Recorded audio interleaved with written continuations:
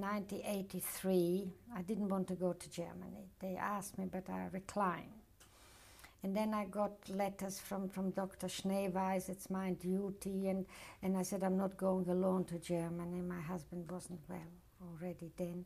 I can't go alone. And they said they will pay for Andrew, so Andrew came with me. The next day I went to Hagen Court, and I walked into, it was a big foyer in the court, and there was a man standing a little bit further than that wall, or the other wall there. And I said to Judge Kramer, what is Frenzel doing here? He looked at me, he wanted to introduce me to the translator. And there was a woman. And he looked at me, he said, how do you know that's Frenzel? I said, I just recognize him. He was standing there at the profile, the side, leaning on a cane. And he had not a raincoat, but all-weather coat on.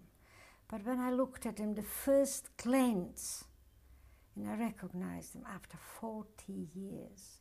But in court, there was that many questions they asked, and they had about 6 prosecutors, that many, and Frenzel had his lawyer, and that was an awful, even somebody else said once that if that lawyer would have been dressed in a SS uniform, he would not have been better than the way the questions and all that he was asking.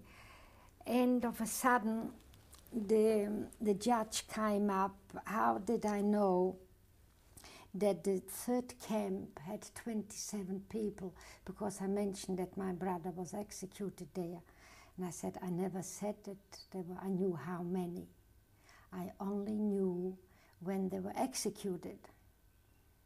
How did I know it was 20? Remember?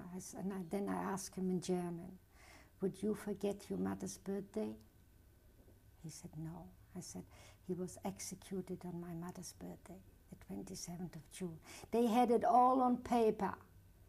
Everything I said, and then I said to him, you have it all on paper, on tapes, and I am getting old, and you want me to have every detail in my head when you have got it all in black and white. He apologized.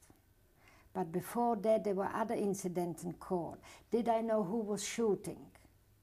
Then I came just bluntly, I said to the translator, I said, do you want him to ask or shall I ask him? Would he look back when somebody was shooting at him? I said, I was running for my life. And then they had a map of Sobibor on, like the painters have, like a blackboard, but a big map. And he gave me something, to go and show him where that brush fence was like a gate, very little. And I looked at that map of Sobibor. I said, that is not Sobibor. It doesn't look to me, because I know where the rail was. That was on the left, that was on the right, where the barracks were, where the third camp was and everything, but that is not Sobibor. So he walked down from that big thing, he was sitting there, and he said he was so sorry, somebody turned the map around.